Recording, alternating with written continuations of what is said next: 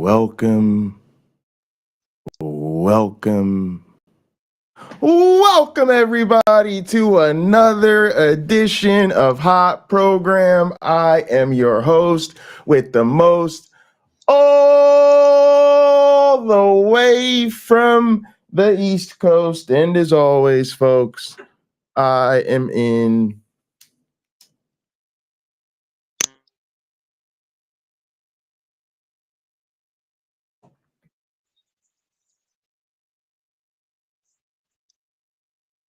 airplane mode.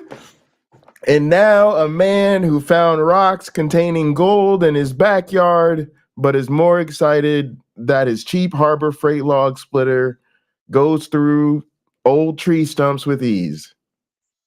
A man who needs no introduction. How you doing today, my lovely friend? I'm all right. I'm hanging in there. How are you? Cool. My back's bothering me, but I'll be okay. I'm sorry to hear that. Do you take anything for it? Exercises. I have physical therapy that I still go to, and I do exercises. I'm talking about drugs. Oh, pain meds, something. I since I've struggled with food my whole life, like to get myself together nutritionally, and I just can't seem to do it. I will refuse to take any painkillers that might be habit forming, and I just deal with the pain because I figure that's better than living on the street and selling other people's stuff. But what about like Tylenol or something? No. I feel like that's still is that a hangover from religious indoctrination? No, that we're like, it's me thinking my limits are. It's me building a hedge around my limits. Sure. I had hernia surgery. I had an inguinal hernia back in like 1995 or something like that. And the doctors gave me codeine or something like that. I didn't know what it was. Yeah, it's not too bad. And this pill was like that. It's that big. And I'm not used to taking any pain medication, regardless of how I feel. So the lady said, take the whole pill. Okay, she goes, if you're really hurting, take 2. Well, I was really hurting. I took 2. And I'm hallucinating. I'm watching shadows morph into things on the wall. It was like I had my own version of Fantasia. And I call a friend of mine up. Nancy, I don't know what's going on. And I describe her. She goes, did you take something for your pain? I said, yeah, I took 2 of these pills. And she starts laughing at me and she goes, you're high. Yeah. I don't get high. Yeah, you just enjoy it, you know? That's not my thing. It was terrifying. What do you mean enjoy? But it was because doctor's orders, you know? That's when you do it. You say, hey, the doctor said I should take this, you know? I should take this. All right, let's get into our show today because we got something interesting to talk about. The modern day night project. And it seems to me like you know, a cross between like your right wing. Okay, look, it's straight out of your whole right wing manosphere, right? It's straight out of your right wing manosphere. Creepy pickup artists, weird but stupid, but still uber conservative and trad. Like that's how they are. They all want to be uber alpha males that get all the women, but they're super trad, right? So they're you know, it's weird. But it's crossed with like medieval times, you know. So I didn't know anything about this. So we're gonna see what we get into here. All right, in Roman times, a knight was someone who was wealthy enough to own a horse. But see, okay, but look, that's straight off the thing, right? Like that's part of this whole thing because let's just be clear, the caucasity is going to be very forward. You know, it's going to be the caucasity from the mountains of Caucasus. Okay, I've been there. And to me, like that's a big part of the thing. Like we were watching a video about trucks last night in Gather. We were watching a video about the truck. You're a truck guy. Now you have a particular vintage, nice piece of Yes, I do. automotive history, right? But a lot of the trucker guys, they don't really labor like that. You know, they're office guys. That's why I have the knight and sitting in a desk chair. Because that's what they say about the roofing class, right? They're a contractor company. But yeah, I think there's a lot of that. There's a lot of that. The fantasy of what they're, it's like a fantasy lifestyle brand, right? Because you're right. There's no knighting to be done in modern society in any meaningful way, right? And so that's kind of what's interesting. These days, it's so hard to keep up with the latest trends in masculinity. Which things are and are not effeminate and therefore gay. How to know whether you're embodying the mindset of an alpha male, a beta male, or a sigma male, the rarest male type. Which pseudoscientific scams are going to give me the best bang for my buck in terms of improving my physiognomy, a word I'd never heard until I watched an unhinged rant from a guy on YouTube who probably uses 3-in-1 shampoo, body wash, and conditioner, if indeed he does shower at all, which he shouldn't, because washing your dick is gay. Like all problems, the market has a solution for you. If you're a tough boy willing to go through some rough boy training, you can gain the proportionate strength, speed, and agility of a man. And not just any man, mind you, a knight in shining armor. Today I'd like to talk about the Modern Day Knight Project, a training regime offered to men in order to... All right, and you see already like the branding. Your family deserves the best version of you as a leader, husband, and father. And I know that this is just like very typical pandering to right-wingers, but we have to start to talk about just how patriarchy forward all of these things are. Like that codedness of you're supposed to be the headship of the family and the life. And again, like most people feel like there's a certain healthy degree of that needs to come with adulting. But when you deal with these people, it's always dangerous, right? Because you're going to get a bunch of white guys in a room, start talking about what it means to be a man, okay? And yeah, problems ensue. And again, you see already in this picture, like the equivalent of a thumbnail. I don't know if you guys see this, but they're all like in these plain white shirts. And I guess they have their like names on them, because again, all this stuff gets very paramilitary, right? And they're gonna be training to be knights or whatever. And the dude in the front is like doing the police position, and he's got his little pistol out, like defensive. So you gotta catch their branding. You gotta know who you're dealing with, like right off the bat, like literally, like nanosecond one. Like as soon as they flash an image in front of you, like, oh, I already know this is gonna be all certified. Well, is the guy on the left side, that's our the left? Gun. Yeah. Is he okay? He is holding a gun. That's a good guy with the gun. Yeah. That's So a good guy with now, the gun right if there. I want to reread, it says your family deserves the best version of you as a leader, husband, and father, and he's holding a gun. Is that really the best version? Is that guy the example? See, well, that's the dude standing around. Now you're understanding the ideology. That's who we dealing with. That's the whole Ladies and problem gentlemen, with these people. Ladies and gentlemen, I worry for what's going on in our nation here. I think there's a lot of impressionable people who are being taken advantage of at record levels. Now, see, this is the very interesting thing that we wrestle with. And boy, when I say wrestle with, I do mean wrestle with. It's like, yeah, but like it's so hard, because we've been talking about a lot of different issues. They are victims. They are absolutely being taken advantage of. But at the same time, they're like a threat to the rest of us. And so, it's kind of like,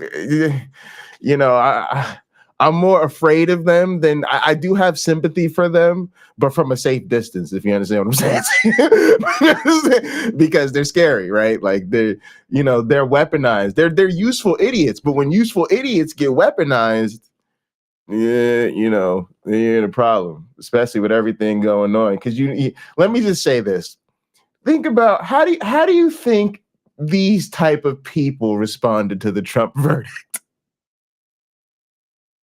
Well, I mean, I don't know. It depends on the guy. Like, I guess we'll see in a moment when we get into what they say of themselves, what their instructors are, how they are instructing them, what they are instructing them of. But I think I don't know. It's too soon for me to tell. I don't know. All right. Project. How did you respond to the Trump verdict? In order to With elation, with dancing, celebrating with friends. Just yeah, one of the truly great American moments I've lived to experience. One of those rare moments where you go, and I'm proud to be. Wait, never mind. But no, since then it's kind of like set in. Like I'm not confident he's gonna get a prison sentence. I'm not either. And so that's what I really need to, recapture that magic in that moment. Yeah. You don't think he's going to either? Sadly, for the thousands of people he's taken advantage of over the years and abused through the business world, and we're learning not just the business world with the E. Jean Carrolls of his past. It's sad that they are so happy to let him go free. Like the judge, when he had contempt of court, didn't even put him in jail. I would have said, you're in jail till the end of this trial. I'm not mucking around. I'll let you out to go see your son graduate, and you will come directly back here after he does. Well, that's what would have happened to any of the rest of us. But if they were lucky. It's right. Yeah, it's so all I just think, honestly, I think it's all theater, and I wonder how many people are in on it not being a big deal after all. Now, is his reputation damaged? Well, for the people who knew about this guy beforehand, no, it's the same.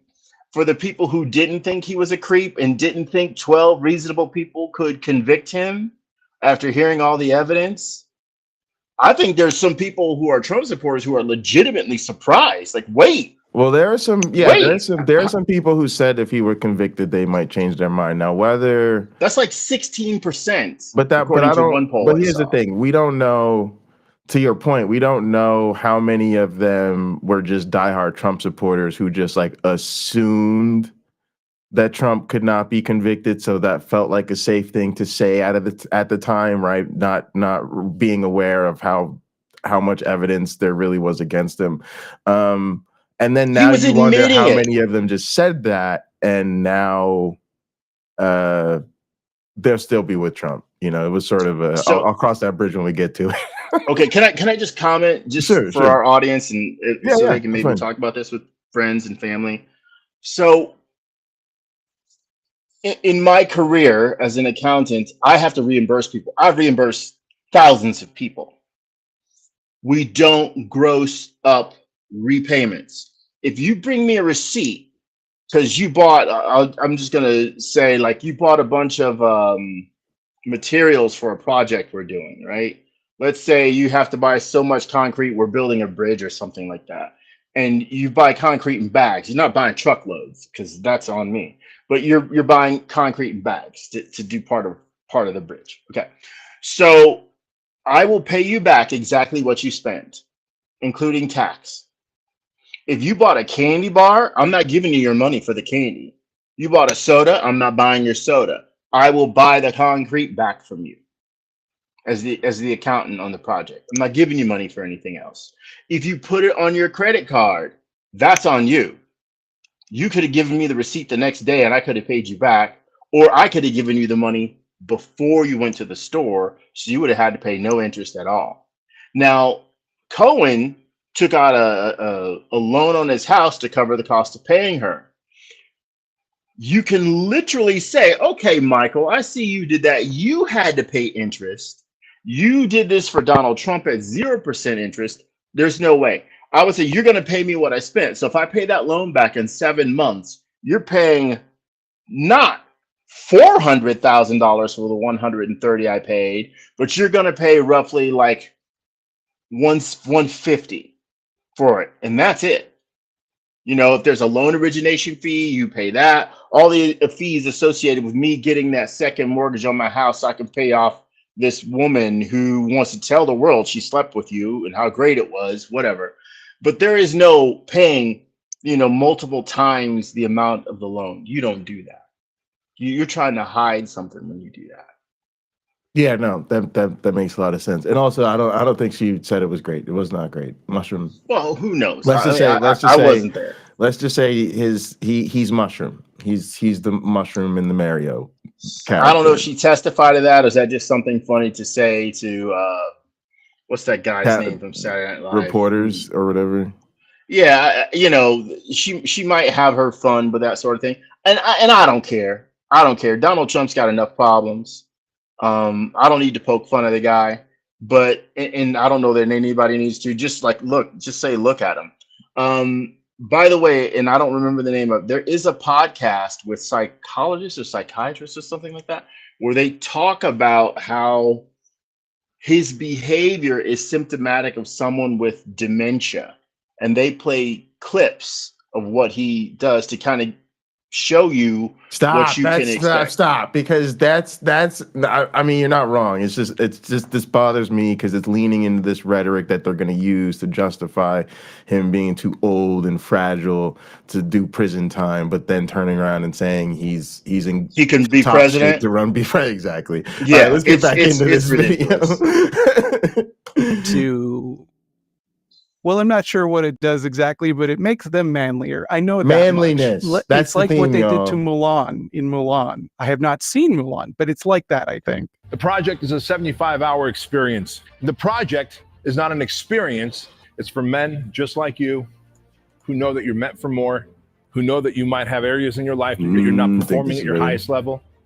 It's also a process. It's like administering chemotherapy to a cancerous area of the body. The physical challenging that you go through is purpose-driven to help you become the man you know in your deepest heart that you're meant to be. Every single evolution is purpose-driven. And all we're going to do as instructors over the next 75 hours is administer the project. This is so annoying too. It just bothers me that they're I know these are a bunch of young earth creationists, creators as the fascists. Don't talk about the evolutions you're gonna go through. No different. But look, and then they say it contains evolutions, but it's purpose driven. Get out of here. The doctor would administer chemotherapy to a cancerous body part. You have to be able to control your emotions, because the moment you shut down and you let those thoughts come in, and the self-talk begins, and the self-talk is never, "Yay, you got this." What did you do? Why did you sign up for this? I was able to leave with more confidence, more faith in myself. My family feels more secure. Look at that. And my finances, I feel like I have more control to be able to make the decisions that will allow me to propel much further than I had self-limiting beliefs on those aspects. And so this is literally like going to a pickup artist convention for manliness and shooting guns and targets, and this is all very weird. It's just all very. Hey, I'm waiting for them to get in the monster truck and take it around the block. We'll see. Yeah, that is exactly what it feels like is about to happen. Gang, this is weird. I didn't know that this was happening until this morning, but I'm deeply concerned about this. Well, holy shit, that's so badass. That's so cool. They looked cool and good in that clip. Do we have any other footage? Any other footage to show? Go. By the way, I just realized the algorithm writes this show. Do you know how much this show is dictated by what shows up on our social media feeds? Thought for concern. All right, and then this thing bugs me. First off, it just feels like all of this ice bath plunging like thing has gone way too viral, way too many people doing it. Like the science is very not confidence inspiring, to say the least. And so I'm still not convinced that this isn't like a bunch of pseudoscientific nonsense in placebo that people don't really need. I'm not sure the average person needs to be plunging deep into a bath full of ice. They do and not. there are definitely some serious risk associated with it.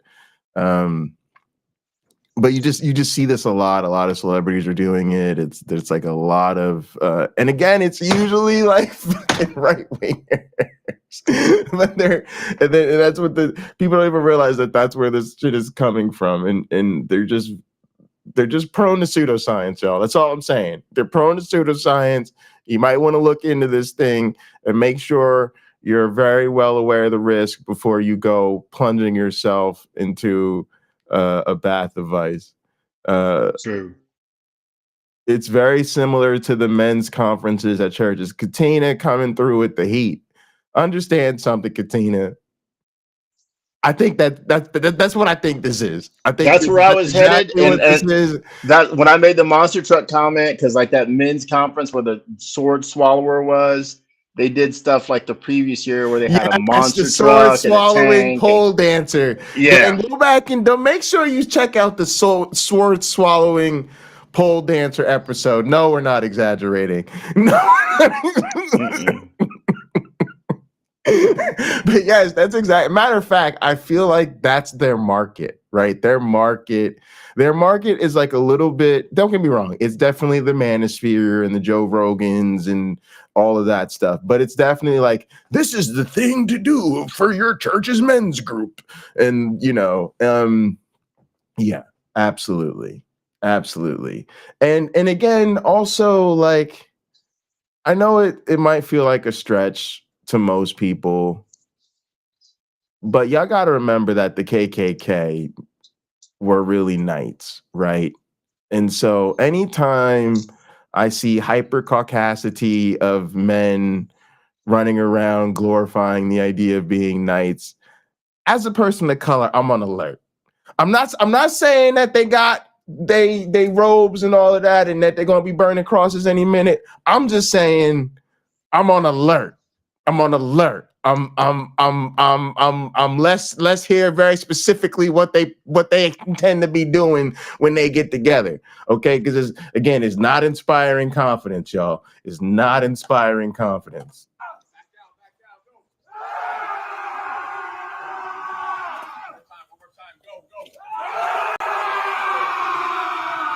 I think we can all Power agree grunting. that what we Got just it. saw was peak masculinity. Men in this modern day world need 3 skills: withstanding scrapes and boo-boos, the ability to endure cold temperatures, and yelling until they're beat red in the face at other men in parking lots.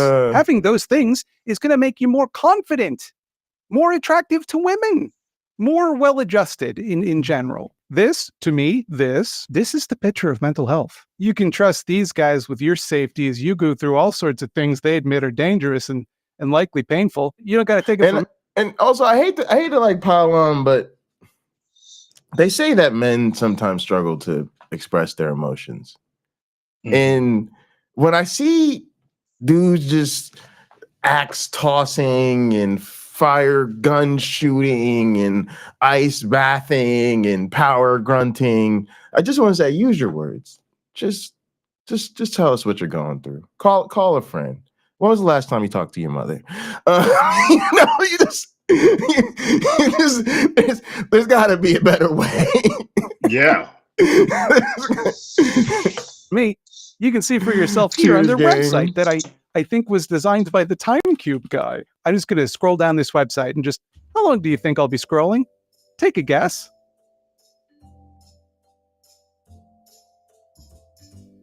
Pretty long already, isn't it? No way it could go much longer than this, right? No way. Their logo has a skull with a Viking helmet, and they do a bunch of shit with axes, so it's... I have a feeling this is expensive. I think he's gonna get there. Yeah, I don't know yet. Seems more like this is relevant. Look at this. Their logo has a skull with a Viking helmet, and they do a bunch of shit with axes. See, sus. sus, y'all. I'm on alert. I'm on And alert. the Vikings didn't wear helmets that had horns in them, but that's okay. Yeah, you know, it's they got to put their own twist on it, you know. Honestly, let's be real, y'all. That's what the AI came up with. Y'all know like I do. That's what the AI generated, and it's okay. You just roll with it. So it seems more like at some point they were going for a Viking theme rather than a knight theme. But I imagine they didn't want to call it the modern day Viking project because, like, Vikings were famous for bathing. The And Nordic that would turn influence, off their yes. target demo. Despite appearances, I think if people want to improve themselves, that's great. It's not for me, but if that's your thing, go for it. If people gain confidence from enduring difficult challenges, more power to you. I think that's wonderful. If this were simply an exercise program that was very difficult, designed to be really hard and punishing, and people, you know, were adults and they could just choose to do that if they wanted, that's fine. That's not what this is. This is a scam. They are quite obviously using the same methods that a cult might use to attract, ensnare, and brainwash vulnerable people.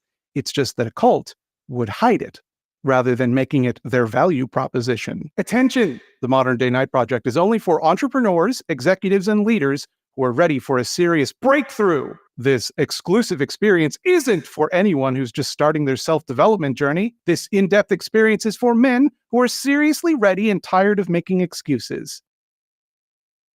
No brokies. No brokies. I mean, let's be real. If you're broke, you're probably woke, right? Go woke, go broke. So we don't want you in your empty pocketbook around, and we definitely don't want you in your DEI and all that other stuff. So no wokies, no brokies.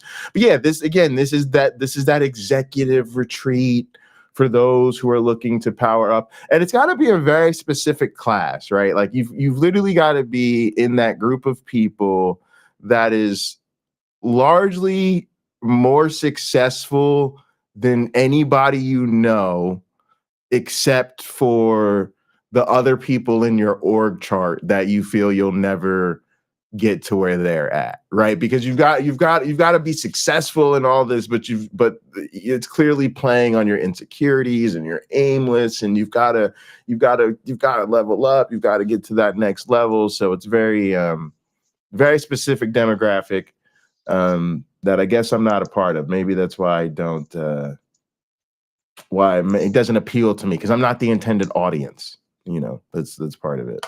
This program is marketed to the specific Viking is a intersection verb, of people actually. Nice. who are already how many successful Teslas are in the business, parking who lot? already I'm have just money, curious. How many but also Cybertrucks are in feel that parking lot? alienated.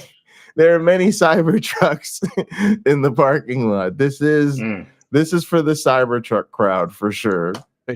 They are selecting for people who believe all of their problems are just their own fault, and to complain is to simply make an excuse. Like, for example, if you were to complain that their course was bullshit, that's an excuse. That's the type of person who's not ready. They don't want that kind of guy. And you can tell it's important to them because this exact text is written out twice on the website. Sorry, did I say twice? I meant 6 times. Here's the project founder explicitly advising his followers to ignore other people's thoughts and opinions, such as, for example, say, a warning that you don't need to give him money. And I don't want to get too distracted here by Bedros' Twitter page, but just a little tasting for you. Listen, if you are an entrepreneur, you have a product or a service, then you got 2 very important things you got to do. Number 1, you got to make sure this damn thing makes a lot of money and makes you a lot of profits. The reason is you didn't become an entrepreneur to work 24/7 only to make 9 to 5 kind of income, right? Okay. Let me just jump in here with a couple of things that needs to be stated about these people. They are all just capitalist simps, just the worst type of capitalist simps ever. And it just needs to be mentioned, needs to be brought out, because y'all know I'm not about that life. And also it bothers me how much their whole existence is the need to exploit others and then turn around and pretend they're the hardest working people in the room. It just drives me nuts. Again, most of the hardest worker people I know ain't got time to be going to no Viking Raider convention in their spare time because they're busy and they don't have time off. But like, you know, these are the dudes that, again, they all fantasize about the 4-hour work week and, you know, exporting all of their labor and all of this type of stuff. So yeah, that drives me nuts. I don't know. That's all. So if you're not making the kind of money you want, you better start figuring out how to do that. Make money, you say? Can't believe I never thought of that. I'm glad I followed you for this stunning insight. Number 2, if you truly believe you have a great product or service, it's better than anything else out there. You have a duty and an obligation to promote it, to share it, to showcase testimonials, before and after, transformations, case studies. And if you don't, then you are literally telling your future customers to go buy an inferior product or service from someone else, and you're really doing bad by them. Hold on, let me grab a pen. There's very Jordan Peterson-y. There's very much like a tie your shoes and make up your bed and brush your teeth or else you won't. Or you go home. Yeah. But there's also a way in which there's like and again, like, that's fine, and like I don't want to say like I'm against it. Like, yes, if you like are starting a business or running your own thing or having your Etsy shop or whatever, like, yes, do these basic things. They will help you. But it is something to watch the grifters sort of patent the grift and then, you know, pattern the grift for others. It's like a organically forming multi-level marketing scheme, right? Like and you're kind of just like watching it like just naturally form in real time, and it's like interesting. Mm-hmm. Wow. Products and services can be advertised. Speaking in my capacity as an alien from space who just landed on Earth, you should give him a bunch of money so that he'll yell at you to make you more business. One tip-off that the Modern Day Night Project is not on the up and up is that for as long as I've been looking at this website, which is many weeks at this point, all of their classes are sold. I don't know. No, Hive Side, let's be clear. Don't know. I don't know. I've seen a couple videos that I've been all right with, but I don't know. I feel like this is a new creator for me, and he's got a bunch of stuff on this channel. But this grabbed me. You know, y'all know how YouTube is. I was talking about that earlier, how the algorithm writes the show. But no, this popped up and I hadn't heard of it, so it was interesting to me. But I haven't seen a lot of this creator stuff, so I don't know. But yeah, we've been having a good time so far. Well said, Carrie. Sold out, except for the last two, which only have a few spots left. You better act now. Here's a little web safety tip from me to you. If you ever see that on a website, do not buy anything there. Just trust me on that. Put away your credit card, because if the thing was worth buying, they wouldn't need to sell it to you that way. Also, the heading is previous class lists, so don't know why some of them are in the future. Also seems like the ones that are sold out are only sold out in the sense that you can no longer buy tickets because they already happened. They market their program specifically as a way to cure mental illness. Not a mental illness, mind you, just the abstract concept of mental illness, to cure addiction, to overcome trauma or depression or whatever. All with the weasel wording you might expect that gives them an out when you inevitably don't. Because you won't. And that's something you notice too. Like if you look into like the ice plunge thing phenomena and all this stuff, you will see that it's always carefully worded with just something as simple as potential benefits, right? Because they need to avoid making a strong lawsuits. claim. That's the nice disclaimer. Yeah, just that. And also, you could die during this training. This is at your own risk. Check with your doctor before proceeding. It's stuff like that that's in the red flag. Yeah, exactly. The agreements a lot of the time. Yeah, so you have a lot of that here, and yeah, this to me just feels very pickup artisty. I remember breaking down the business model of those guys, like the way they marketed their products and then scheduled these sort of events and then created this artificial scarcity and very much tried to artificially create a prestige product that was like super expensive and exclusive feeling, and it's all the same thing. It's all just like a carbon copy grift, and you see this in a lot of different domains, like and so there's this bigger problem that we have. And again, I think it is artifact of late stage capitalism, but we're in this time when we have not had a lot of class and worker solidarity, and we don't have really good organized labor. People are a lot struggling with the gig economy, and then one of the ways to like escape that is the grift economy. That's one of the few ways to become like independently financially stable. So sector after sector after sector, if it doesn't go the way of the gig economy, it goes the way of the grift economy. And it's just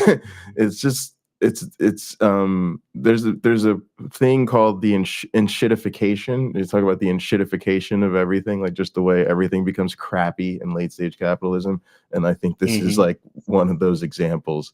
There's like, oh goodness. Now flip this switch and suddenly all your problems will be gone. Whatever your problems happen to be, just project your problems onto this program. Those are the ones we'll fix, yours specifically. What a coincidence. My problems are my problems. You know what's interesting, though, about that, though, is that among their listed top staff, they don't seem to have psychology degrees or like there are any medical professionals whatsoever, like one might want for a program designed specifically to cause pain and mental anguish. Yeah, their credentials are, I can imagine credentials being things like body fat percentage. Look, no, look at this. It's worse. All right, so there's the founder, and he is teaching entrepreneurs how to build empires and create legacies.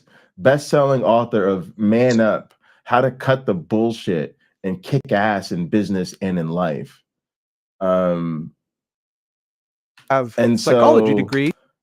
Then he's the head of the grift. Then you have the co-founder of the project. He is a U.S. Marine, and he's also the quote-unquote facilitator of suffering to ensure that you earn your spot inside the brotherhood. So he's basically the guy that makes sure we've got a healthy degree of like frat boy hazing going on.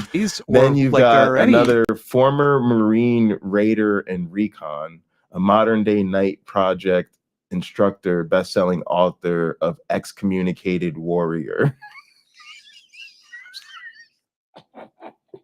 Excommunicated Warrior? Was he dishonorably discharged? Excommunicated Warrior, probably, who knows? He's the co-founder of Johnny Slicks, the Agogi and Always Forward podcast. Every day, thousands of men are using Nick's products and services to level up in every aspect of their lives. And this is so Katina was so spot on. It's so just church men's retreat, because just like Jesus, it's got that promise, that cure-all. It's just that general, whatever you're going through, this is the magic medical thing. Professionals whatsoever. Former Navy SEAL William Brennan, the next guy, he's another instructor, founder of the Naked Warrior Recovery and the Navy SEAL Mindset podcast. Ever, like one might want for a program and then, designed. Chris Weichman is the retired U.S.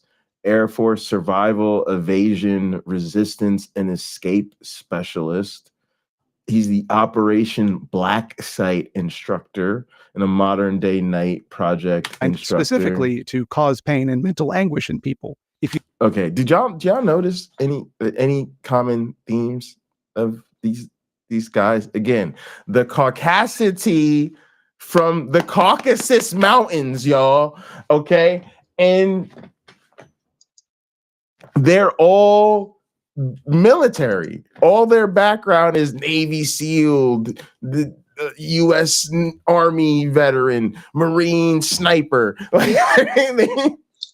You know, maybe toxic masculinity is defined, or should be defined, as thinking being masculine is toxic at all. Because or thinking not being masculine enough is actually what's toxic. Maybe that's the Yes, of idea. course. Yes. That's So like you aren't generally that's man the enough. problem.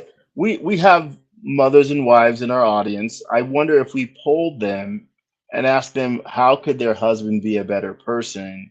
It might be things like, well, actually maybe he needs to make a little time for himself, or I'd like him to spend more time with this child or that child or the children, more time with her, right? Less time away doing things, maybe traveling for work, But do you less know how you solve that problem? You're trying to talking. describe exactly. You got to sit down and actually talk to your partner. Yeah, you got to have a You conversation about it. don't go into the woods and chuck axes, and do ice dives in the a triathlon. Like that's not how That's you not the figure way. out what people in your life need from you. Like this is Mm-mm. crazy. I agree. Uh, I agree. Do you think I'm exaggerating about the idea that the program is designed to create pain and mental anguish in people? I should mention they do have a facilitator of suffering. That was more important than having like a doctor.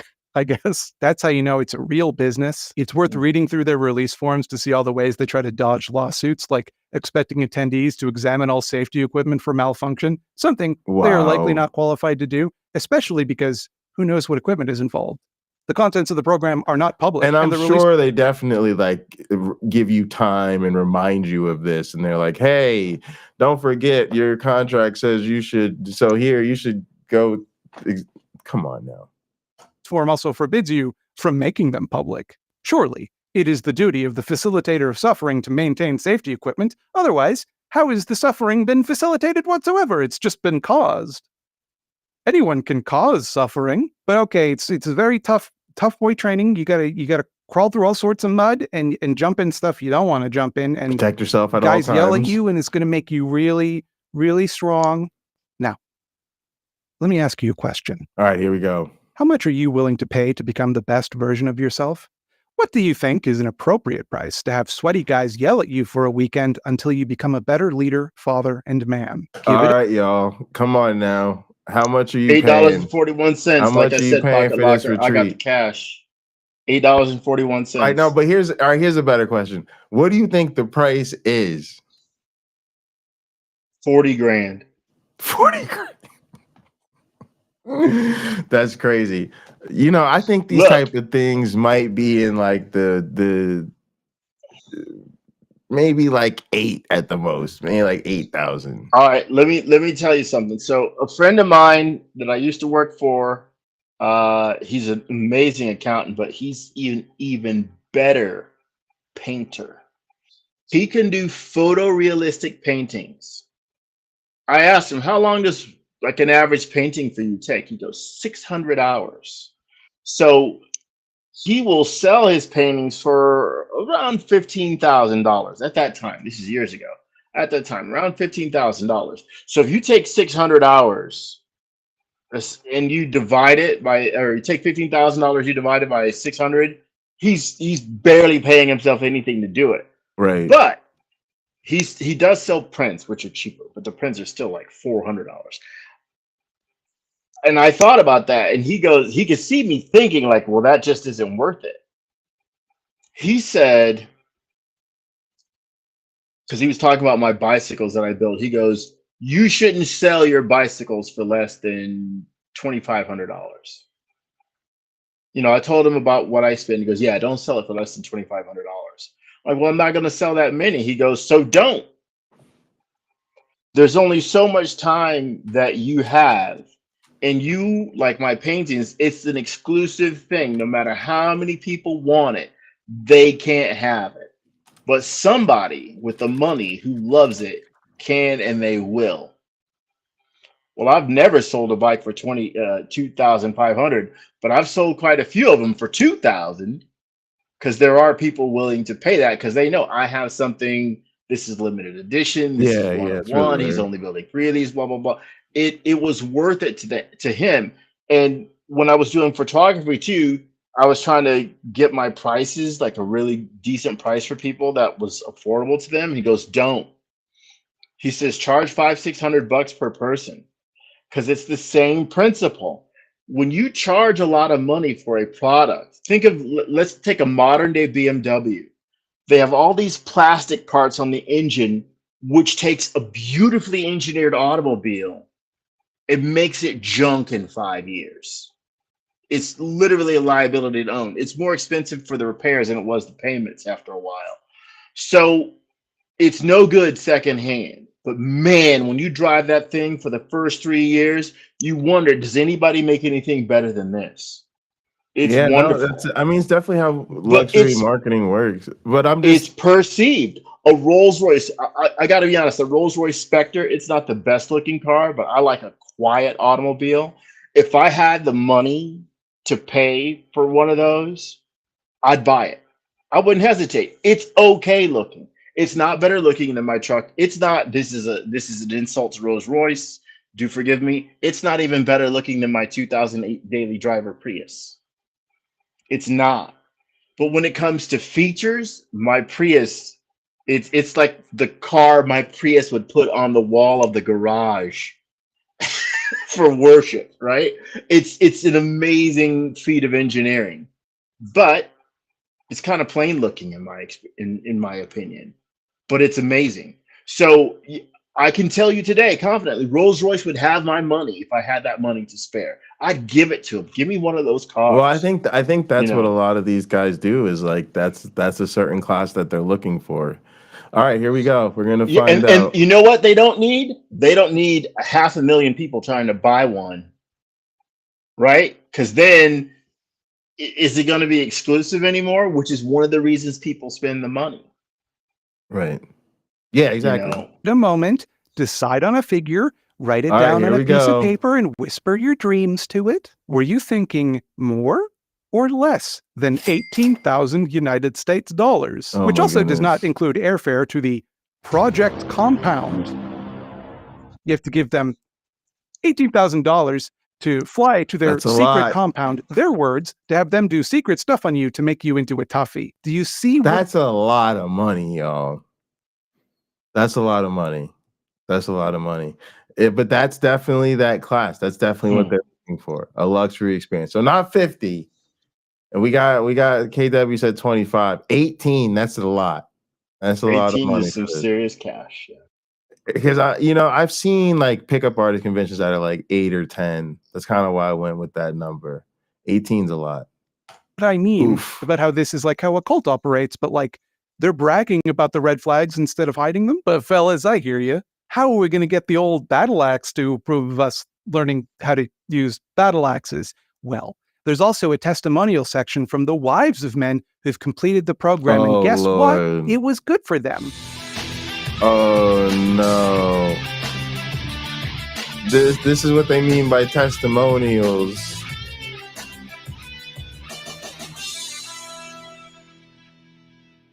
Hey, I'm Steve Eckert, United States Marine, entrepreneur, and instructor of the project. Welcome to... Who apparently isn't fucking alpha male or dominant enough or high value enough to get himself a motherfucking decent microphone. Apparently, or maybe he's just beyond that point. I don't know how it works.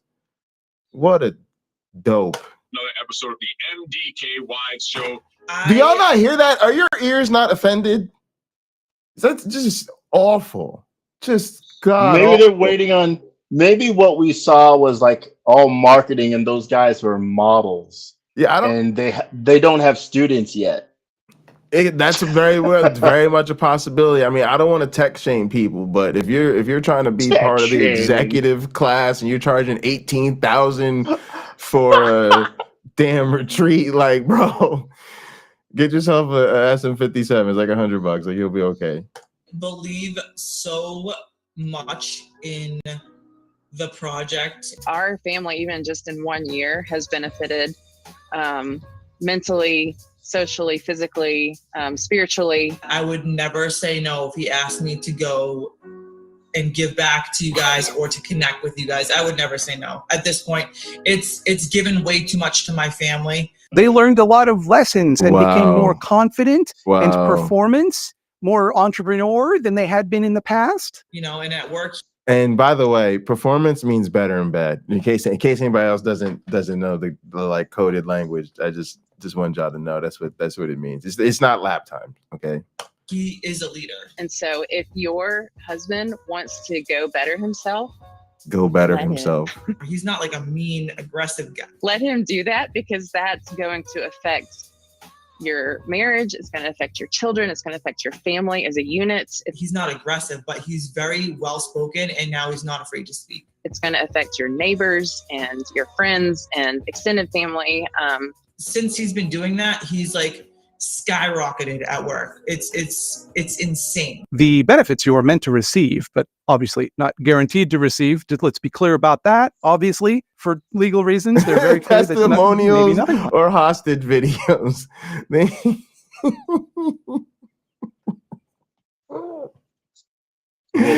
did have that vibe. They did have like a blink 3 times if you need us to come rescue you vibes. Meanwhile, behind enemy lines. But what if bettering himself means becoming a Nazi? That's pretty much what it means. And that's what's so crazy about this movement is it to somebody like me, it's like so obvious. Like it's so obvious that this is how you fall into like the far right manosphere weaponized nonsense. But it's just kind of mainstream middle America bullshit at this point. It's just like the nostalgia, I don't know what the right word is, the lore, right? It's like the lore of Americana or something. Happen. They're so vague and poorly thought out that it could be anything. They have all these testimonials from people who've completed the project and, as mentioned, their wives, but none of them seem to be able to actually give an example of the way their lives improved, just that they felt more confident or life was easier in a very abstract, ill-defined way. Wait, the AR, they flashing signals. You blink your eyes. Yeah, they're flashing the signals. It's worth hearing what they say anyway. It's so funny. Of the project. Welcome to another God, you sound so bad. I believe so much in the project. Our family, even just in 1 year, has benefited mentally, socially, physically, spiritually. I would never say no if he asked me to go and give back to you guys or to connect with you guys. I would never say no. At this point, it's given way too much to my family. They learned a lot of lessons and became more confident and performance, more entrepreneur than they had been in the past. You know, and at work, he is a leader. And so if your husband wants to go better himself, Oh, this is so weird. He's not like a It's so weird. aggressive guy. let him do that, because that's going to affect your marriage. It's going to affect your children. It's going to affect your family as a unit. He's not aggressive, but he's very Her. well-spoken. And She's the blink. Look. She's giving it to me. And your She's friends giving it to and me. extended family. Since he's been doing that, he's like skyrocketed at work. And the other ones use her hands. She's trying to create safe space. She's like, I can't get this motherfucker away from me. Like, hey, Trump does that. She's Trump like, does that away. I would never stop him from going. I want him to go. If he wants to go there, he can always go.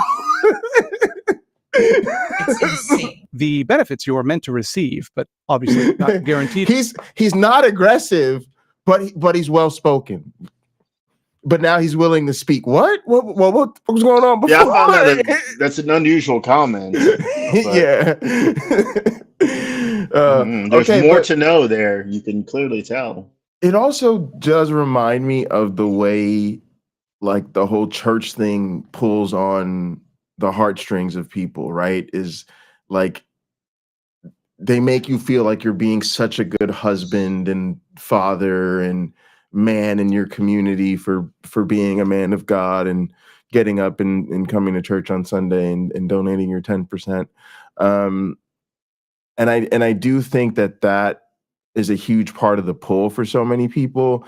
And so it is worth noting that they're definitely putting forth that same appeal that same. And this is again, this is how cults work. This is what I mean when I say like you unfortunately sometimes have to attack the lovey-dovey feelings that people get in their religion or in their cult, because unfortunately that's what's used to get them in and keep them in. And this is very much the same example. You appeal to the same people the same way. Yeah, it's unfortunate. It's super manipulative. To receive. Let's be clear about that. Obviously, for legal reasons, they're very clear that maybe nothing will happen. They're so vague and poorly thought out that it could be anything. They have all these testimonials from people who've completed the project and, as mentioned, their wives, but none of them seem to be able to actually give an example of the way their lives improved, just that they felt more confident or life was easier in a very abstract, ill-defined way. I left with enough force and clarity and confidence in myself and my direction to take on whatever was ahead. Like, I got everything done. I was looking for shit to do. I was finding other areas that didn't even know needed help. It was helping. Like, it was just go time, because everything was just easy after that. Whether it's on the personal side or in business. What is he doing with this hose? What? Cover your children's eyes. What was that? I was looking for shit to do. I was finding other areas that didn't even know needed help. It was helping. Like, it was. Okay, so he's doing the.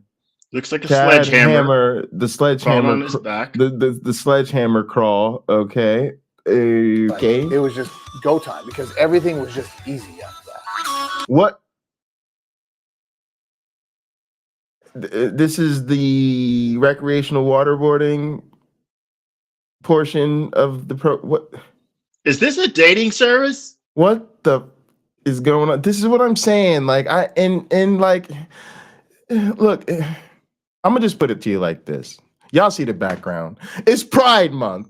Just come out already. Okay? You don't look. You don't have to pretend that you're doing it. Just tell us how you really feel, because it's a little weird that you want to go into the woods with all your man friends and then hammer crawl and squirt water on each other. Like, all this is just a certain vibe, y'all. A certen vibe. The opinions of Pocket Locker 86 are not necessarily the opinions of my one black friend or hot program podcast. I'm just saying. No, what I wasn't really gonna say though is, on some level this stuff works, and by that I mean it's like I don't even want to say the placebo effect, right? But there's something to the intentionality of it. There's something to just the very emotions of. You paid a lot of money to something, right? So there's literally a big investment there, or expense laid out that makes you feel, like you said, like you're doing something rare and exceptional. And then you go literally to this retreat, and a lot of these people are probably not used to retreating or valuing retreat or whatever, or at least not in this context. And so you go, and then you're around a bunch of dudes that are like you, and you're hyping each other up and tossing axes and having fun. And so there is like, you know, that's the same thing that bonds frat brothers, right? They go through something and all that. Like, so we know that there's like a real psychological effect of those things, right? And when they're all coordinated together and associated with the same thing, you are going to feel some type of way, and it's very predictable that it's going to translate into some sort of feeling energized and motivated and purpose-filled and whatever when you get back. And again, I think that that's part of what's really dangerous about these type of things, is they can just do all this stuff and people feel so much about it, and they start drinking the Kool-Aid or sucking the hose or whatever we want to call the activity we currently are looking at here. But yeah, this is a little weird. Definitely not something I want to pay somebody $18,000 to do to me. I will say that. Whether it's on the personal side or in business, I can pick up the phone. I can call one of 60 guys, whatever, of our group, and get help, get some counsel from people, that understand me, and are freaking savages. Wait. What was the comment you put up there? Something about swishers? Yeah, You just Casey had. I Randy didn't said see he it. was like me. Bring a couple of packets of swishers with you. Yeah, that's a stoner. You know what I mean? Yeah, exactly. Oh. Those dudes like me. Yeah, exactly. You get a bunch of dudes like me in the woods. You gonna be able to smell from a mile away exactly what we took a retreat for. $18,000 for that, huh? Yeah, you're gonna hear the You'll find the Tesla Model S crowd. Some of those guys. But see, that's what I'm talking about, though. Imagine though if me and a bunch of friends, I don't know why we would do male only, but we wouldn't even have to, but just have a bunch of just friends. We just all got together. Let's not say we even spent money to grift to a program, but we literally all saved up a bunch of money over a year or two, and we had some extravagant expense, and we paid it just because we wanted to like rent somewhere luxurious or like create some type of wild and out ass thing, and so we did that. And then we just brought a bunch of weed, a bunch of fucking alcohol, and we just had potlucks every night, and we just hung out and got to know each other and spend some time with each other. And we traveled and we physically got to be in each other's presence. I mean, I'm sure we would come back feeling like that was a life-changing experience. Like I guarantee you, we just would. And it's I think it says something important about us. Okay, so I'll say this, like that's what's interesting about a lot of this. Part of what got me into evolution was thinking about human behavior from a systematic perspective. And in a sense, you could think about that as the understanding the aspects that are somewhat predictable. Obviously, your law of large numbers, it's people are different. So behavior isn't perfectly predictable, but it's predictable enough that you can use that information, right? And so if you want to be a more effective writer, communicator, politician, musician, whatever it is, like the more you understand these things, there is a way you can use them to be more effective. But I also think of it as something you need to understand so you can be critical about what's presented to you and sort of recognize. You hear people say, like, when they were coming out of faith, for instance, they would recognize, oh, when I go to a concert or I go to a nightclub, I get this like overwhelming social experience the way I did when I was in church. And then they realize, oh, that can be created in a bunch of different scenarios. That's what I mean about kind of having that awareness. But people who grift professionally, they're oftentimes educated formally or more intentionally in that type of stuff. And I think more just the general public needs to be educated in things. I think like you should have social dynamics, or what I would call like even more just like social skills, to get it into like a more basic level. Like it should be part of our education. If you think about it, you go through your whole education in our school system and nobody ever teaches you anything about social skills or how to deal with other people. I think that's we had a kind class of like oversight. that. You did? In my high school, we had a class like that. That's awesome. It's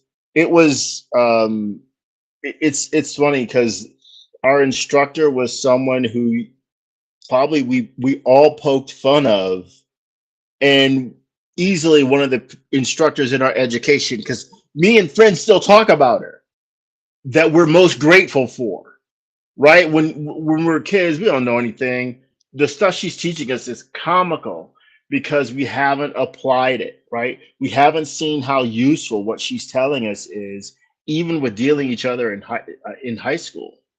But when we got to college, Me and my friends, we'd be talking about her. After college, me and several friends from high school got together like 3 years ago in New York City, and that lady came up again, and we we're talking about the stuff she taught us way back when in like 1989, right? Because why? It was transformative stuff. We didn't know the value of what she was telling us. We're all just trying to get a good grade in her class. Meanwhile, the woman, it was called life skills. She was literally preparing us. Yeah, that's a for good name life. for it. Yeah, yeah. And right. And so when you're a kid, that's like corny. That's like the soft skills class or whatever. But you realize later it's valuable. That's super valuable. I actually wish that was just integrated in more curriculums, I think. And I think probably at every level, right? Because it changes from what you need as a young child to high school to young adult, right? To college. Kindergarten is preparatory or preparatory. I don't know how to pronounce it. Kindergarten does that for us, and then you might not have it again, right? Until you graduate, until you start going to therapy because you didn't figure everything out. So I want to make a comment. So Sumami said, they're the don't wash your ass crack because it's gay crowd. They neglect bunghole hygiene and sanitation.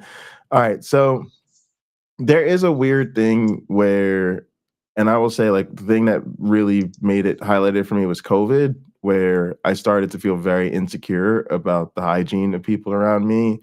And there's just a lot of nasty stuff. Like you see people, like I always use the example there at the gym, they stop working out to go take a crap, and then they go right back to working out without washing their hands. And you'll see that if you are just in the damn locker room when they do this, and you're just like, oh my God. Well, they didn't poop on their hands, Jay. But I'm kidding. Someone said I didn't pee on my hands when I said, "Aren't you gonna wash your hands?" But that's literally what they'll say. That's how they think about it.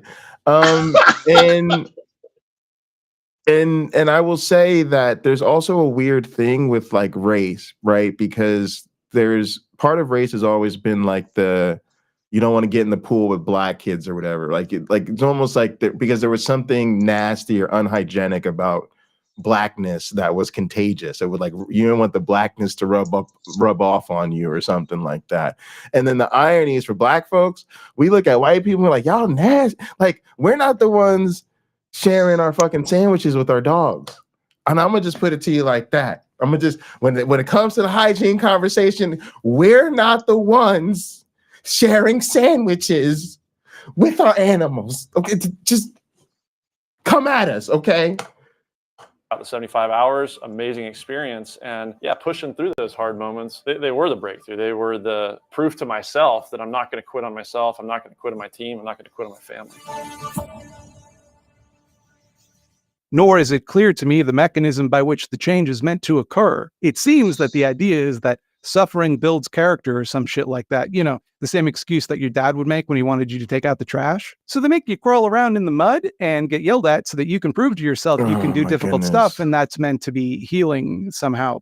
Okay, also like a couple things. Very Christian, just very Christian-y. Just, I don't know, that suffering builds character. I can't agree with that. Great. Oh, the suffering, the suffering builds character. God chastens who he loves.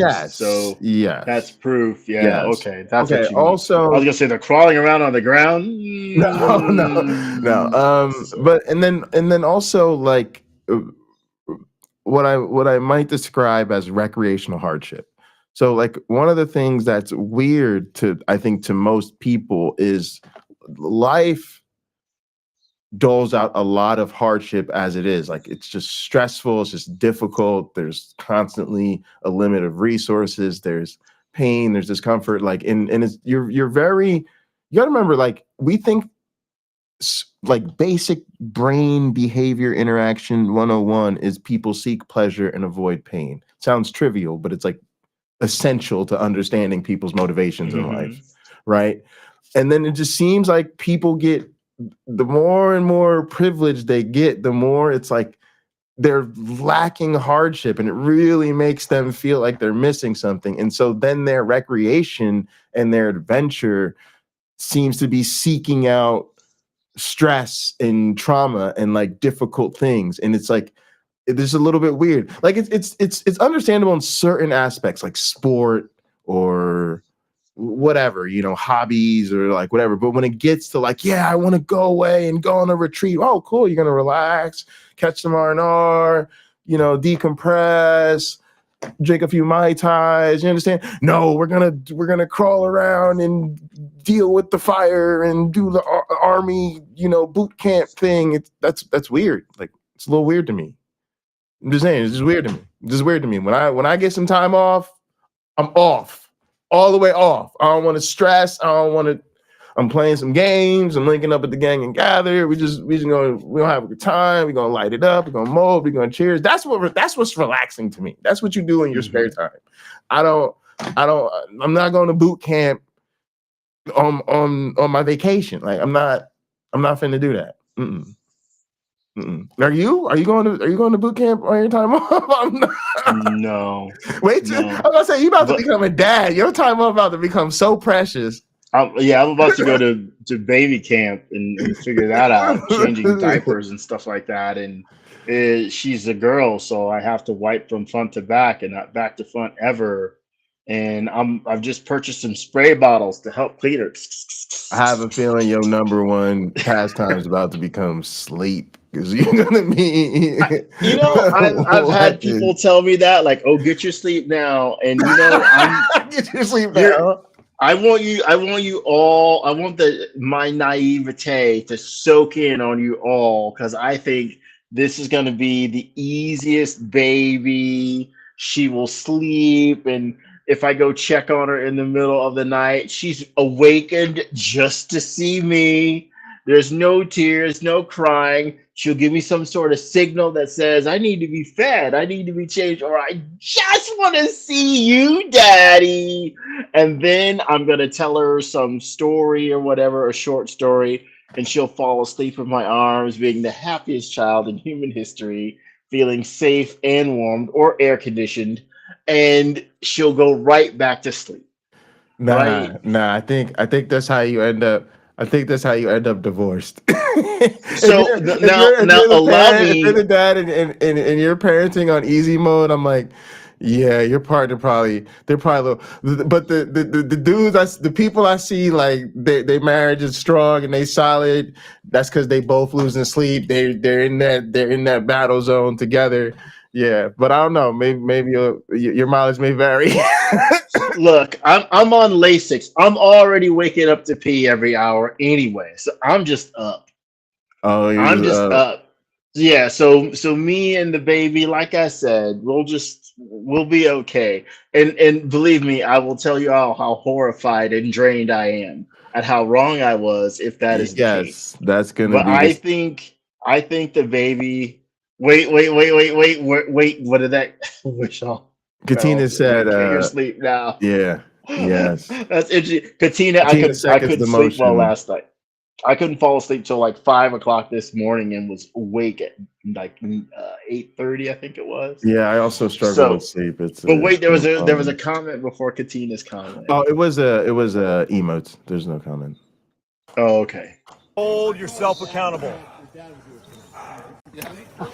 Oh my no. Hell to the no. If you start fighting, I'll stop dragging you to the bottom of the What? But like, here's a secret tip from me to you. What? You can do difficult stuff for free. No, you could now. Gang. That's what I'm saying. I'm sorry, y'all. The caucasity. I'm just saying, no. You cannot do that to a bunch of brothers. No. You try that to a bunch of brothers in the woods, you're gonna get stomped out. I'm just telling you right now. Don't try that. Don't do that. Don't do that. You don't got that kind of insurance. Your insurance is not that good. Your insurance is not that good. Look, there's only certain people you can do that. You gotta no.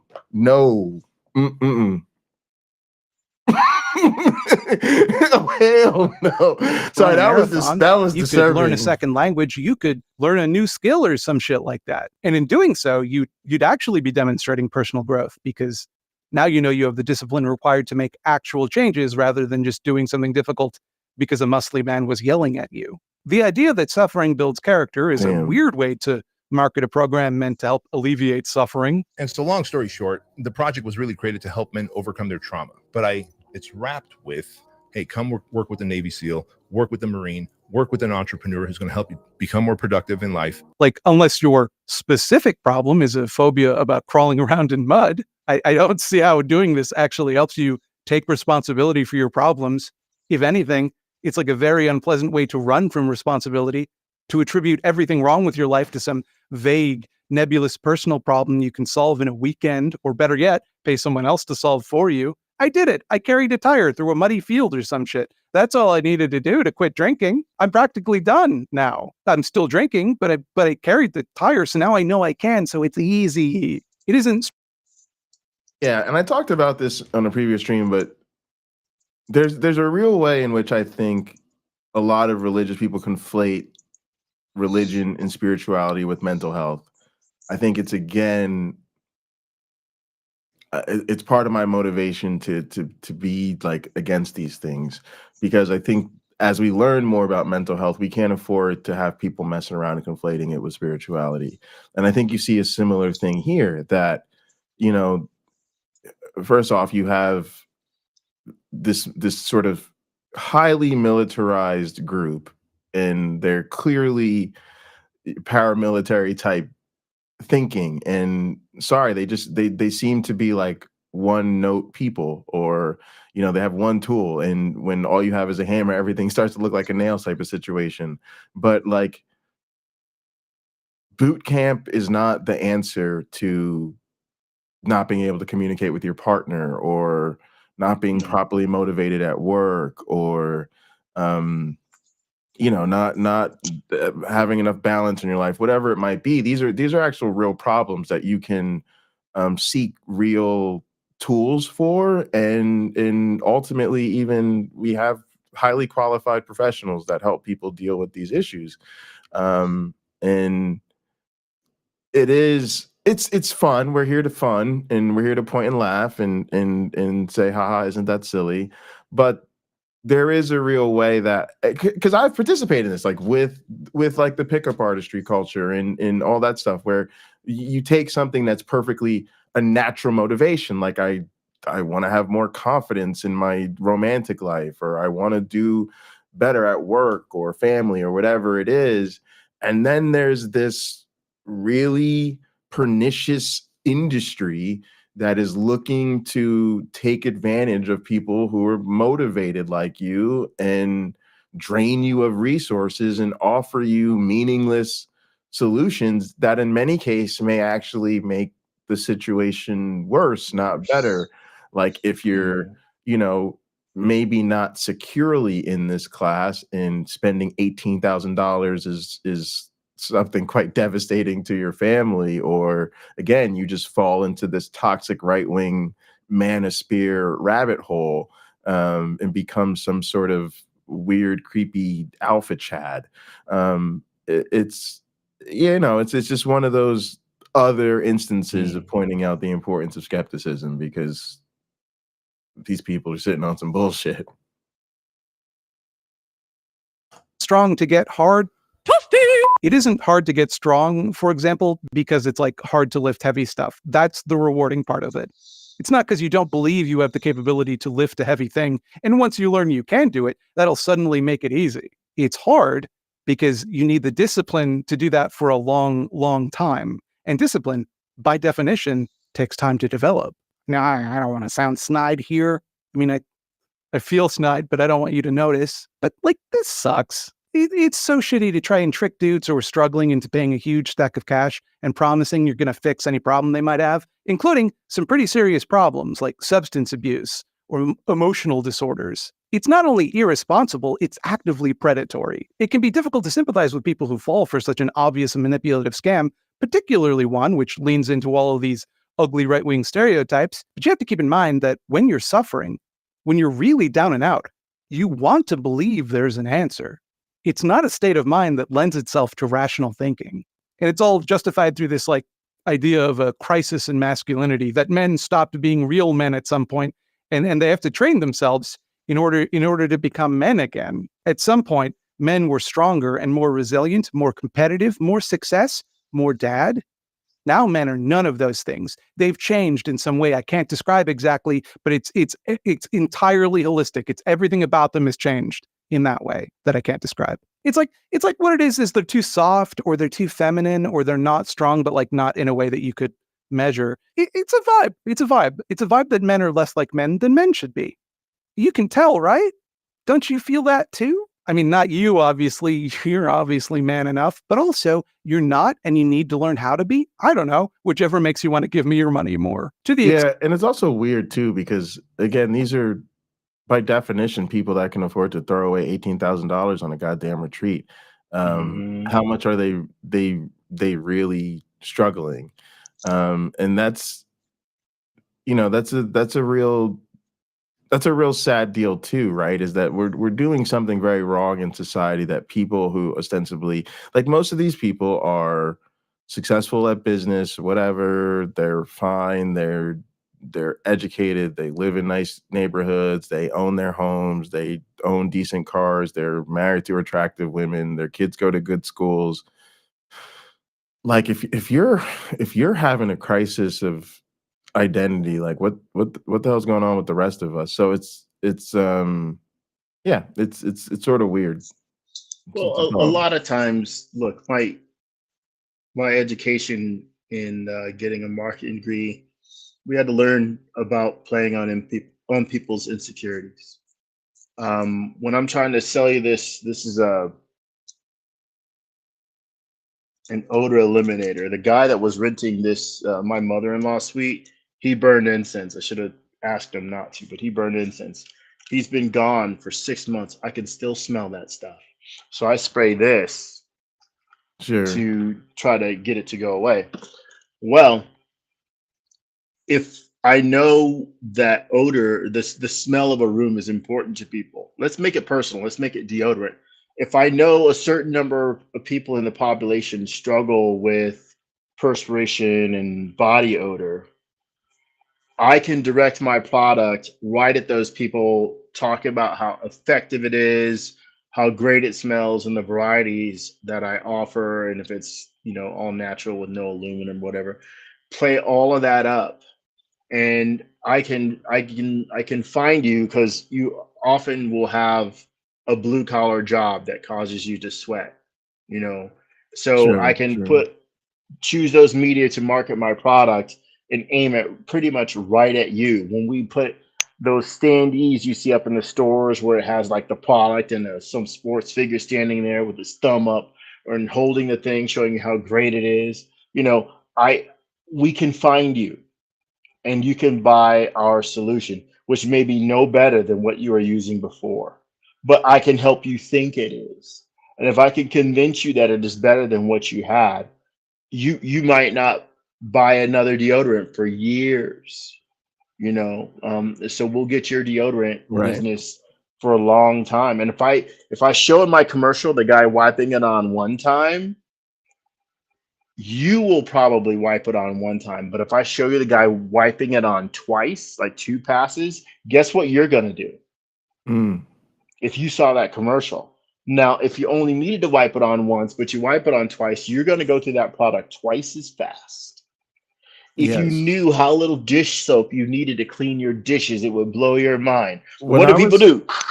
When I was coming up, my deodorant, I remember the marketing was 2 clicks, 4 strokes. It was in the commercial, like to tell you that. Click, click, 1, 2, 3, 4. Click, click, 1, 2, 3, 4.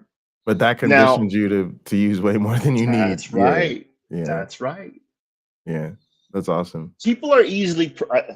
I say this when we talk about religion a lot, but people really are easily programmed, and that's the thing you got to keep in mind.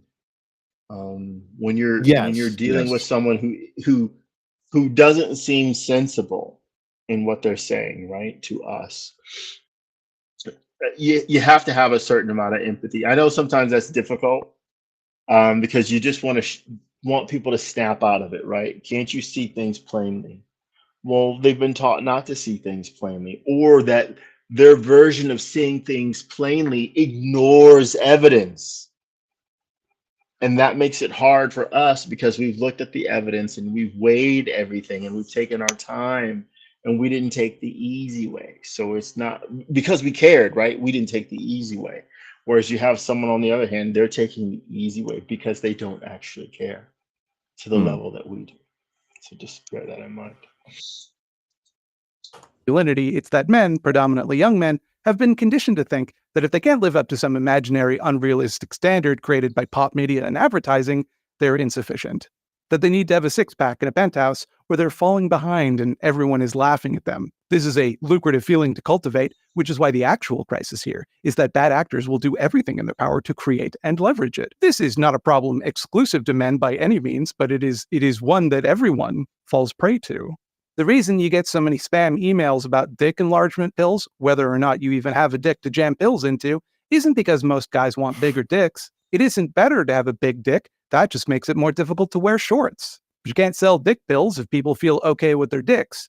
So you need to convince them that what they have now isn't good enough. You should be embarrassed about whatever it is my product or service does, and only I can fix it for money. Now, multiply that principle to the entire economy and all of the things that we buy and do, and you can see how it creates an atmosphere that leaves people feeling insufficient. A vague, all-encompassing sense of inadequacy that pervades every aspect of your life. Men haven't become less manly. That claim doesn't make any sense. Being manly is just whatever men do. But if men feel like they're not as manly as they should be, well, that's a great marketing opportunity, isn't it? You know what the problem is here is you're drinking apple juice for girls, and it's making you effete and weak. What you need is Grandpa Smith's Apple Blaster, now with creatine. Apple juice for men.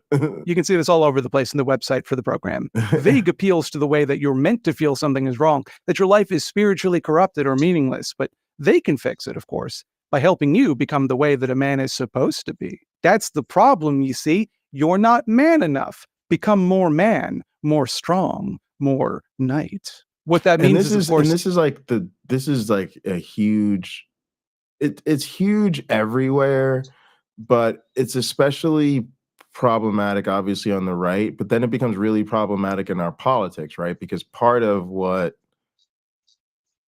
this thing is it's been weaponized politically. And so now they see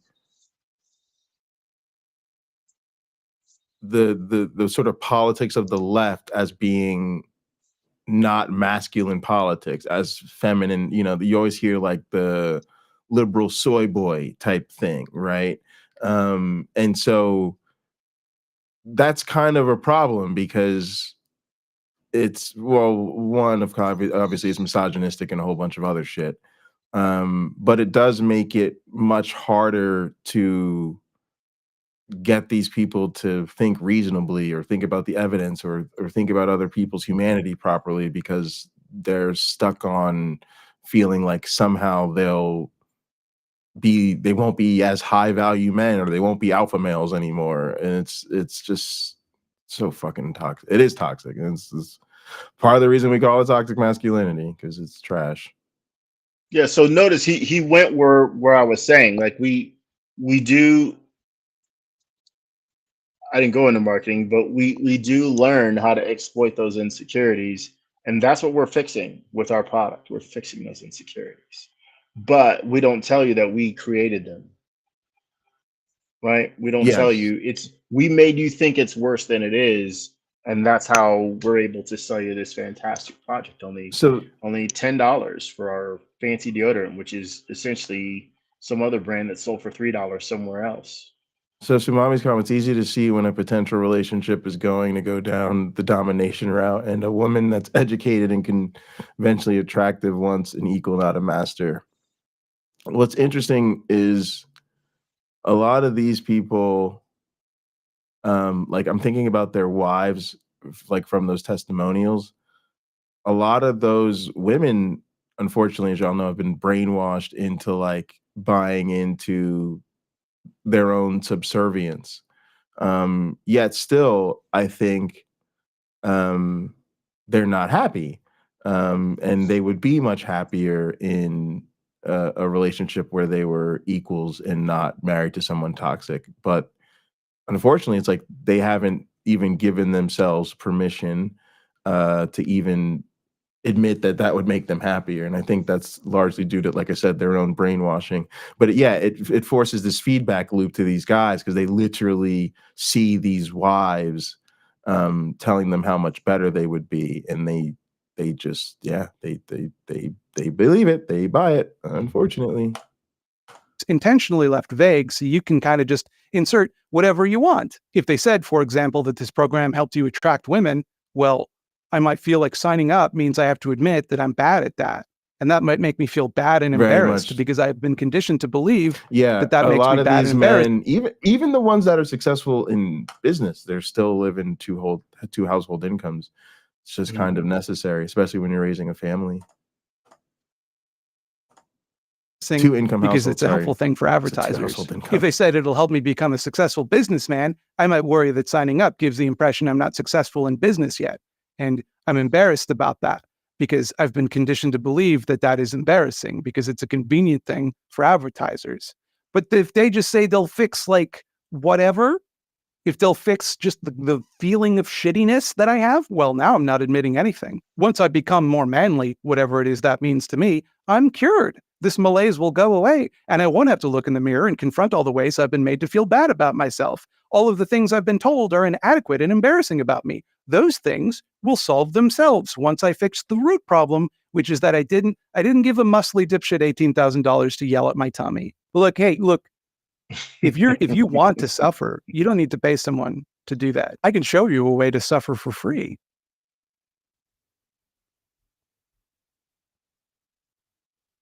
The eyeball zone. Hello and welcome to the eyeball zone. Here in the eyeball zone, every evolution is purpose-driven towards putting eyeballs on small projects and creators.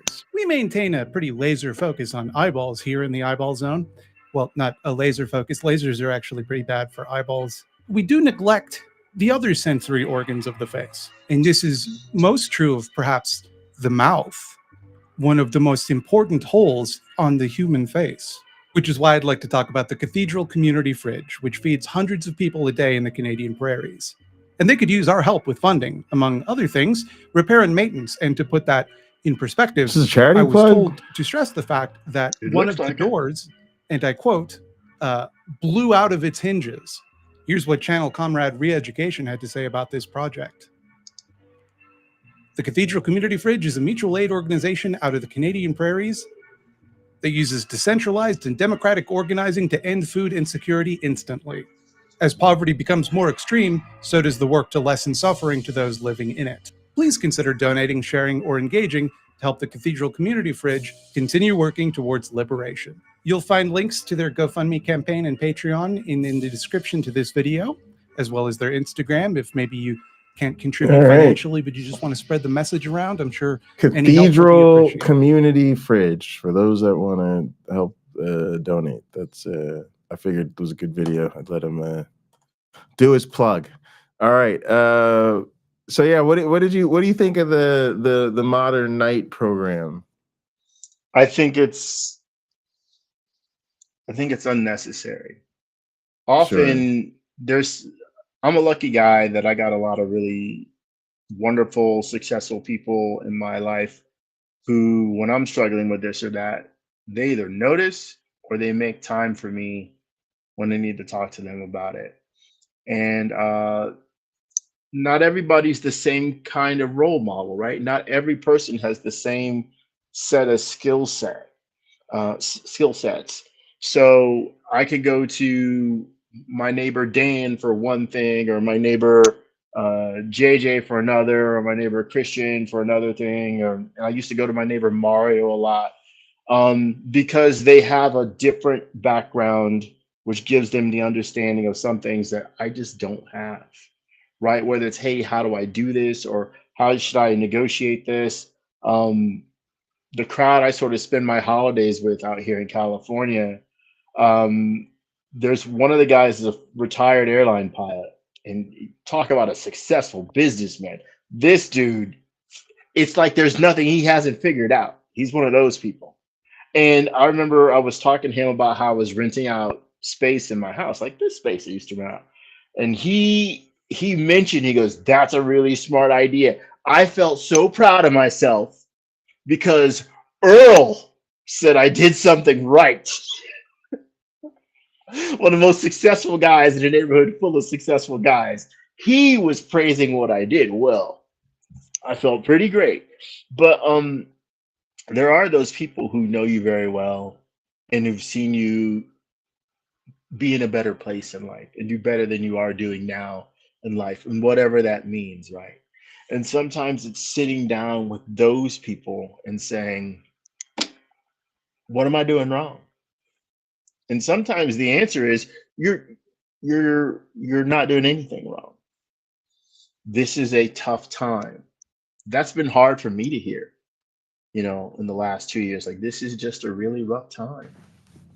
And so it's no surprise that you're having a tough time. But I made preparations to weather the storm. And if there was no storm, I'd still have all that money. And it would be, life would be a bit more exciting and a lot more comfortable.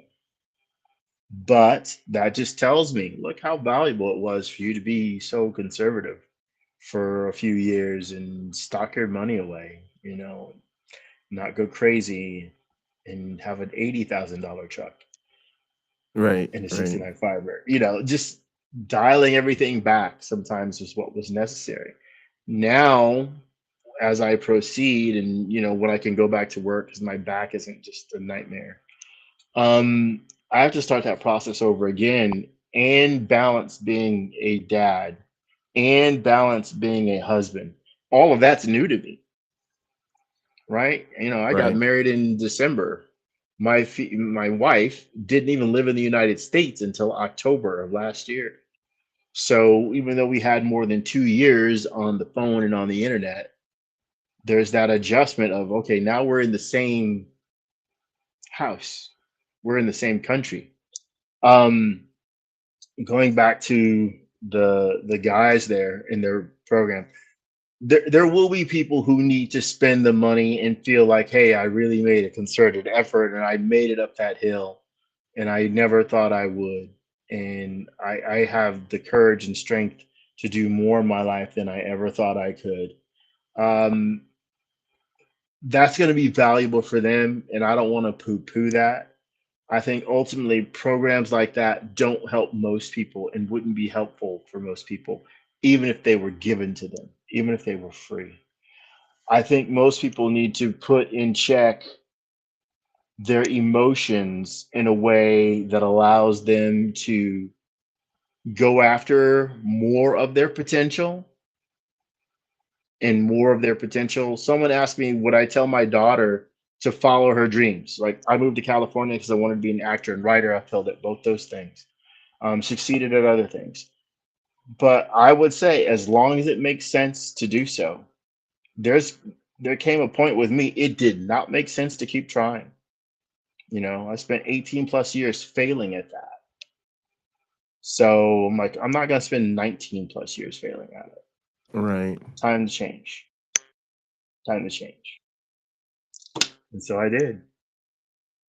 Yeah, I think that's part of the problem of this stuff too, is that it doesn't give anybody any sort of focused way to change their direction or shift what they're doing, right? It's just like come to this thing and get a testosterone spike, I guess, or whatever, and you know, struggle and get, you know, waterboarded with a hose, and then that's supposed to magically solve your problems.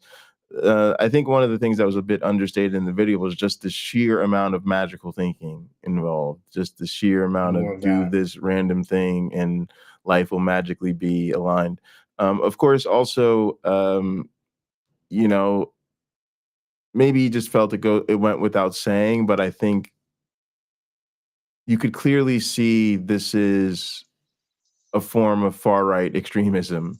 I think the softest it ever got was sort of the super traditional, oh, look at us becoming better husbands, fathers, and whatever, Christo-fascist light. But I think really, if you really look into it, like from the amosexual gunness to the toxic masculinity to the clear patriarchy to them feeling they need to be trained like paramilitary Chad so that they can be the good guy with the gun. You know, this is very much how people fall into the far right's ideology and way of thinking. And it's incredibly problematic too, because of the fact that they're getting that powerful experience of community and socialness and bonding the same way you would in like a church group. So I did think that was worth pointing out. Yeah, there's a real value. I've gone to therapy. I've had 3 different therapists in my different points in my life.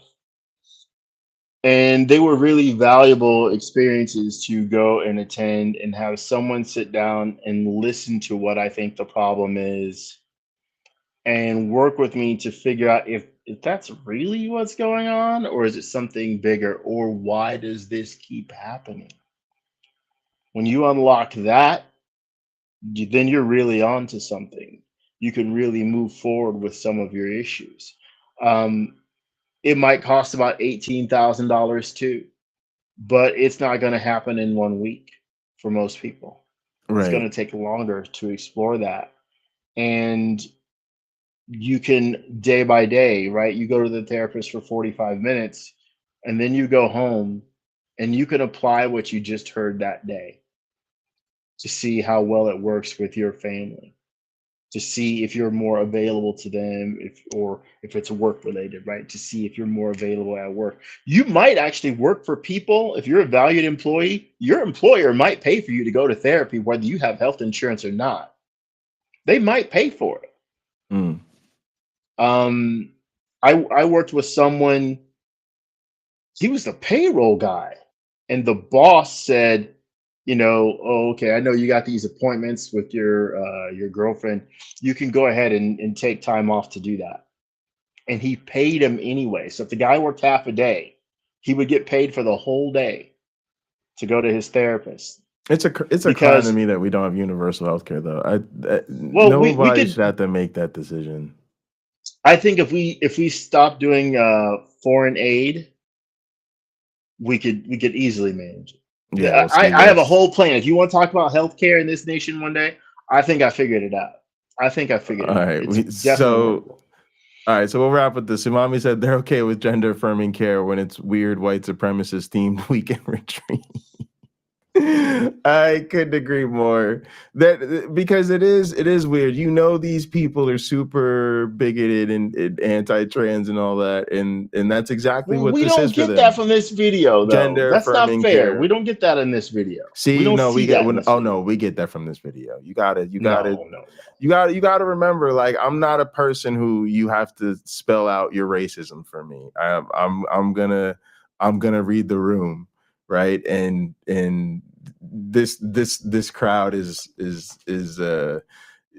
that's where they're at. Like, I don't know. They can't fool me. Like, these are far right people. Like, that's what they're about. I mean, and I think you would get it if you were there.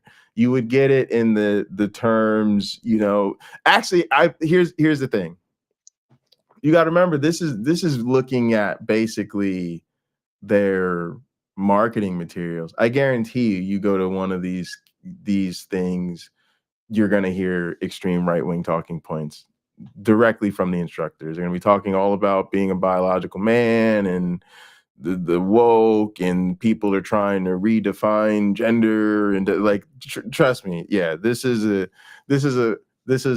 far right power. Sumami said, I smell it and it reeks. Oh my gosh. Yeah. Just 2 clicks and 4 strokes and it might not reach so much. Yeah, there you go. If we tax the rich, we could have healthcare. Insurance companies could still be in business as processing centers. I'm with it. I'm so with it. You know me, give them a gold watch and a plaque that says you won capitalism. All right, y'all. I appreciate everybody for tuning in. Please like the video, subscribe to the channels if you're not already. There are links in the descriptions. Leave us a comment if you're watching later. We'll be hanging out and gather. I will be on Ember's channel tonight at 8 to talk about Eric Hovind, I believe. So that should be interesting. We'll see what Ember's dragging me into. By the way, is Eric Hovind also Donald Trump Jr.? Pretty is it much, the same guy? Pretty much, yes. Yes. Actually, yes. Actually, they are the same person. Have they ever been seen together? Yeah, right, exactly. All right, gang. Love you guys. As always, be good to yourselves and each other. All right, come hang out and get